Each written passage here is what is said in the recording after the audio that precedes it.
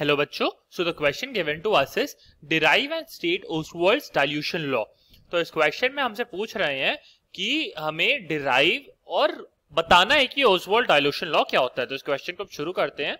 तो इस क्वेश्चन का जो की कॉन्सेप्ट है वो है ओस्वाल्ड डाइल्यूशन लॉ।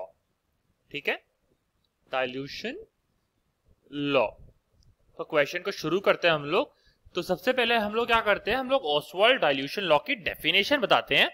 तो बेसिकली होता क्या है कि Oswald dilution law describes the dissociation constant of weak electrolyte with degree of dissociation and concentration of weak electrolyte.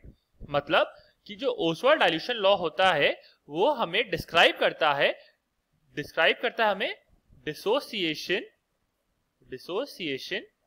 Constant of weak acid, constant of weak acid with degree of dissociation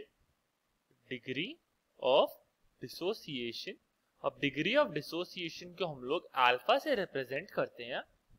ठीक है, alpha and concentration of weak electrolyte and concentration of weak electrolyte.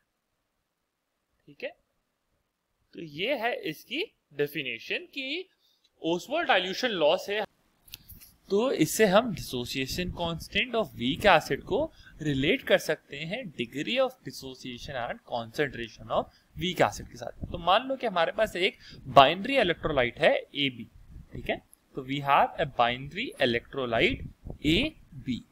ठीक है, इसको लिख लेते हैं। We have a binary electrolyte AB।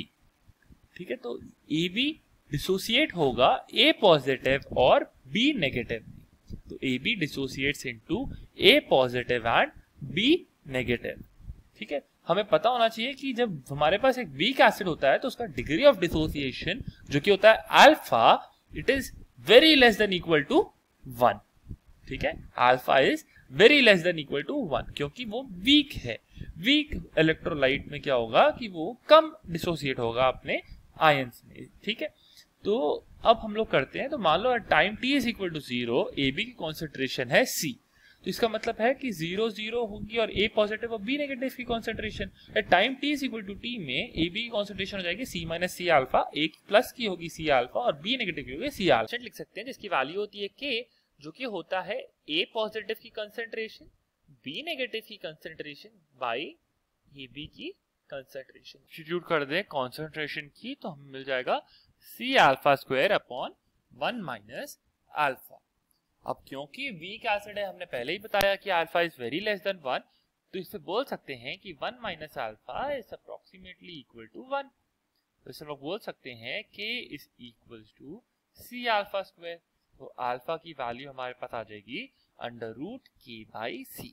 तो अगर हम डेफिनेशन देखें तो डेफिनेशन हमने बोला था कि dissociation constant of weak acid को हम रिलेट कर देंगे डिग्री ऑफ डिसोसिएशन जो कि अल्फा है और कंसंट्रेशन ऑफ वीक इलेक्ट्रोलाइट के साथ। तो हम देख सकते हैं कि हमने तीनों को रिलेट किया और यही है Oswald dilution law. Hope you understood the solution. Best of luck. Hope you understood the solution. Best of luck.